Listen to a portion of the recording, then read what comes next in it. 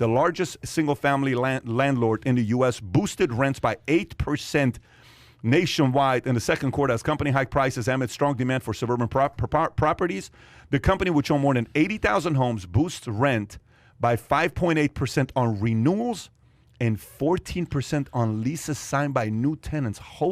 So if your rent is $2,000 a month, it's $2,280 now is what it is. According to a statement Wednesday, the company also posted core condos from operations of 37 cents per share, beating the average analyst expectation of 35 cents for the key metric.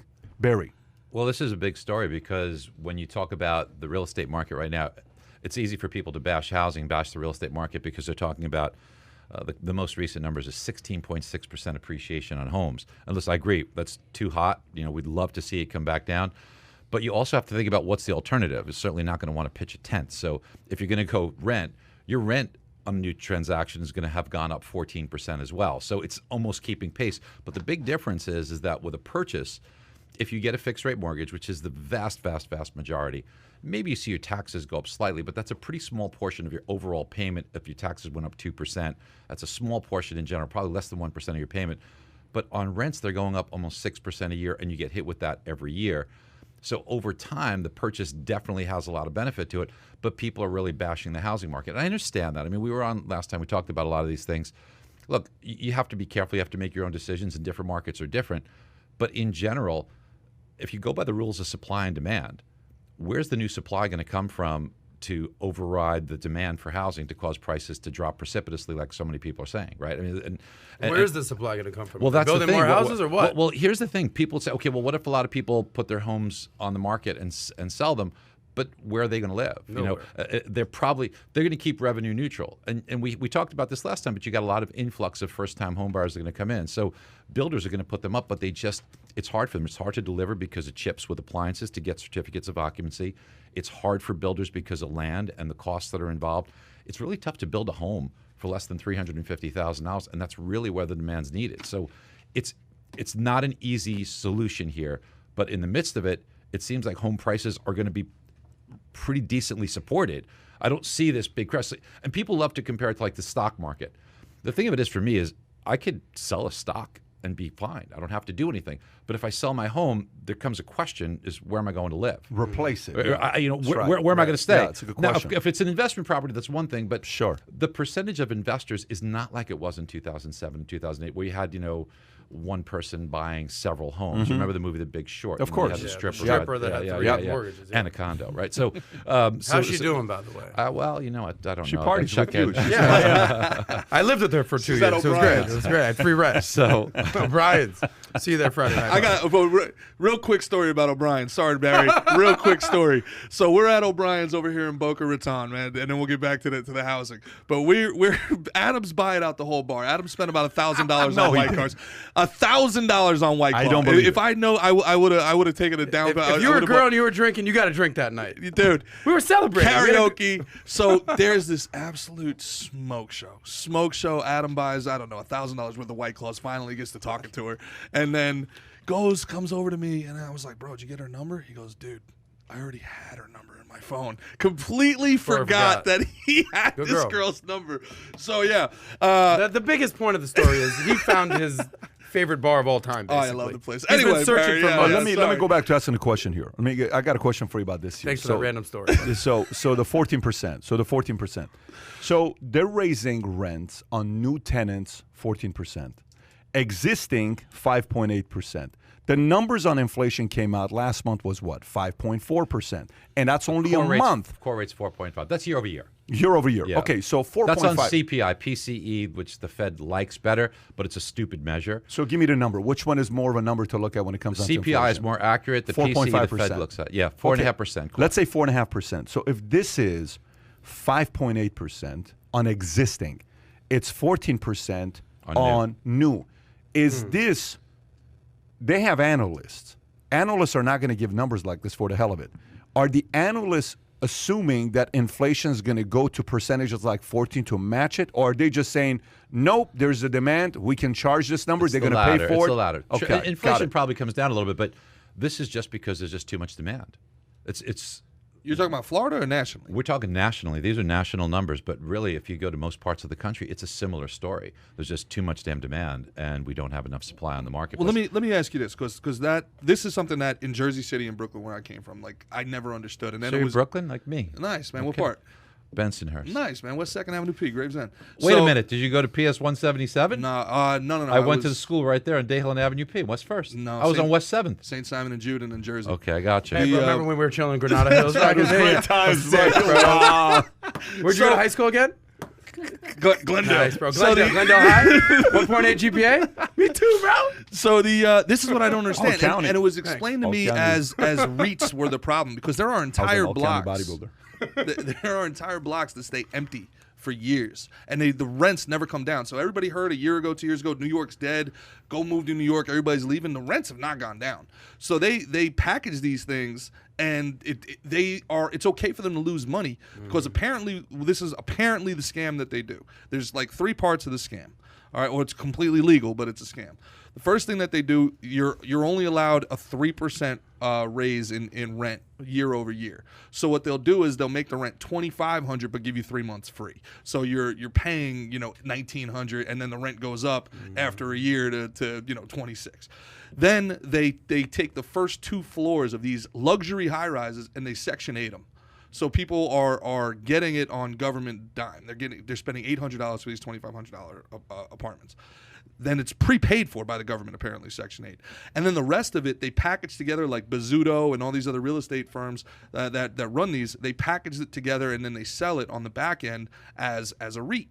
So, and that REIT apparently is X amount of units times X amount of average rent per month, whether they rent it or not. Yeah, but this is invitation homes. These are single-family homes that they own and that they're renting out. These are real numbers. Okay. This is not a scam. Invitation Homes is the largest landlord in the United States, and these are all single-family homes, so they're very representative of what's really going on in the world. So why is rent staying stagnant? It's not. It's going up 14% year over year. But and then while there's nobody buying homes.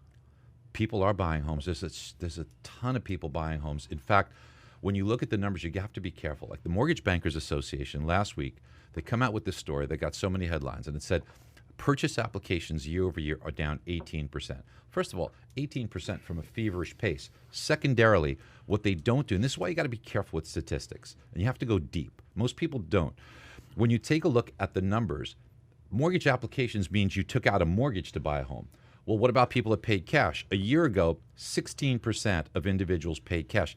The recent numbers, it's almost 24%. So there is a drop, but it's not 18%, it's 9%. But inventory is 20% less, prices are 16% higher. There's less available, so yes, there are going to be less transactions happening, but these are off of very, very high numbers.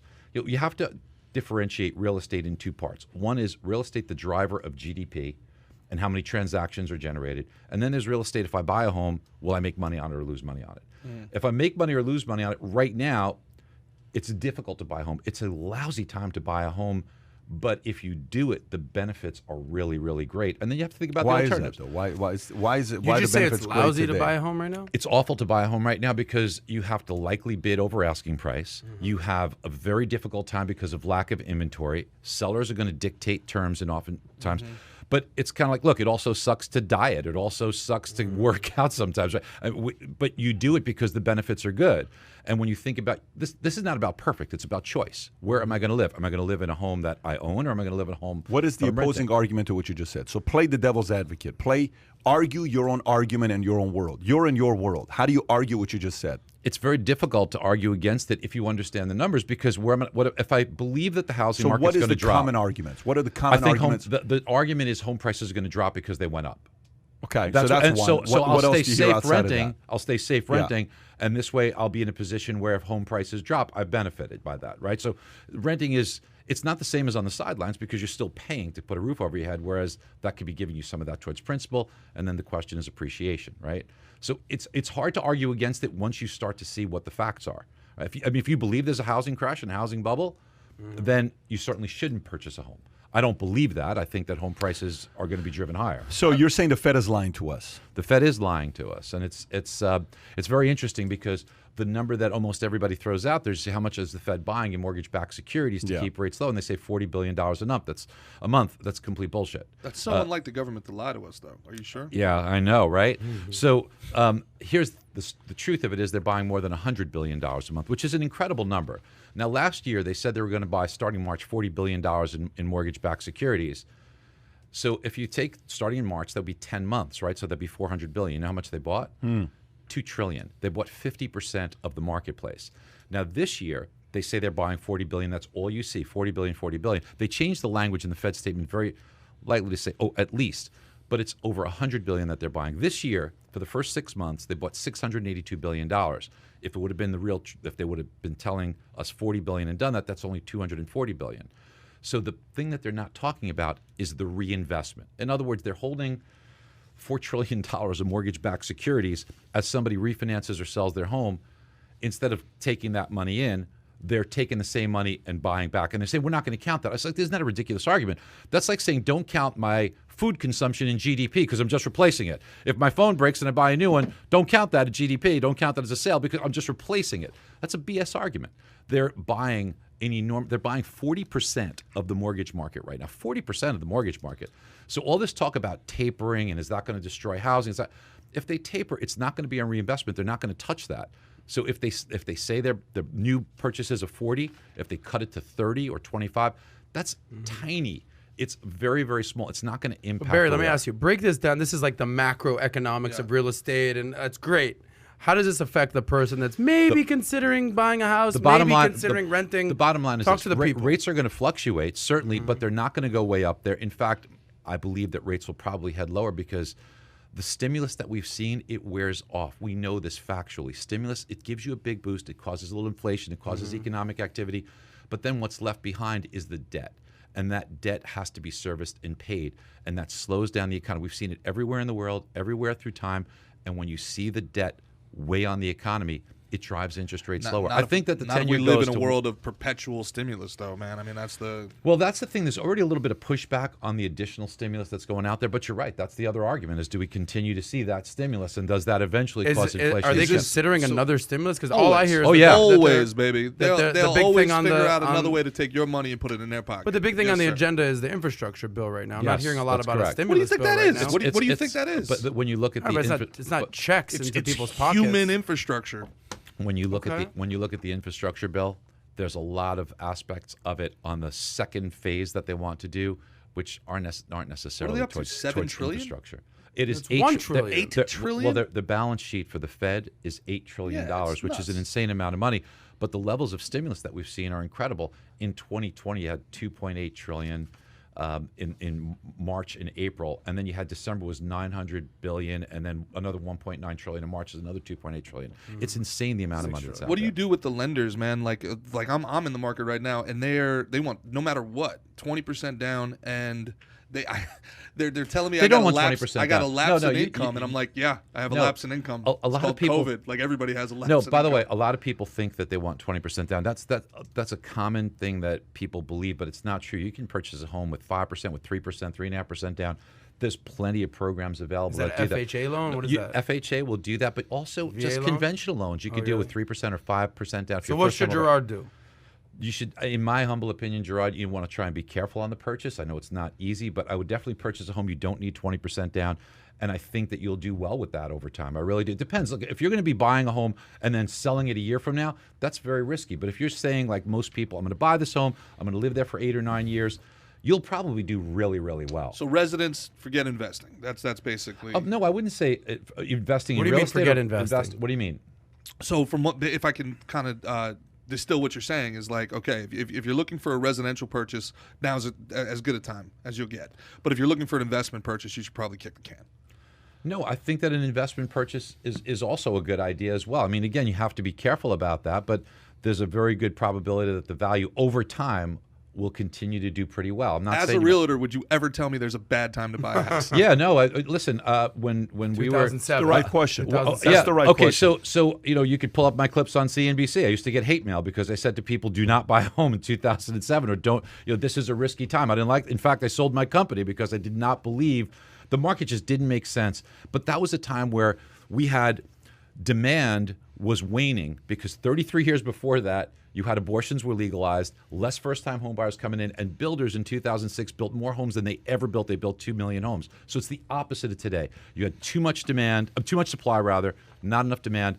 It was troublesome. Plus, one person was buying more than one home on average, whereas today they're buying biggest thing you themselves. said on the last time, just so everybody knows here, Barry, for some who don't know, you're a 3-time Zillow, what is it's called Golden Ball. What is it? not the Golden Ball. That's a different. That's a Vegas. That's Vivid. This is different. What's This it is take to sell real Crystal estate? Crystal Ball. Golden Ball. There you go. That's a My wrong bad, Barry. convention. That's the wrong My bad. convention, buddy. That's Vegas convention. Vivid. That's Golden Ball. This is Crystal Ball predicting what's going to happen to real estate. The Ballon d'Or. But one of the things he said last time, the difference between 07, 08, and today is inventory. We had 3.8. I think the number is 3.7 million. units with 116 million households. That's insane to think about. Versus today, it's only, what do we have right now? A little more than a million. 1,040,000? 1.2 right now. Yeah, The okay, latest so numbers. Supply and demand. Gerard's a That's, big uh, supply But guy. hold on, now you've got And almost demand. 130 million. So you got almost 14 million more households with almost 3 million less homes for them to buy. So statistically, it's different data that says if I'm a realtor and I'm in that business, that's the argument I'll be telling every client I'm selling a house to. So if you enjoyed this little short segment from the podcast that we did, here's another short segment to watch. Or if you want to see the entire podcast, click over here. Take care, everybody. Bye-bye.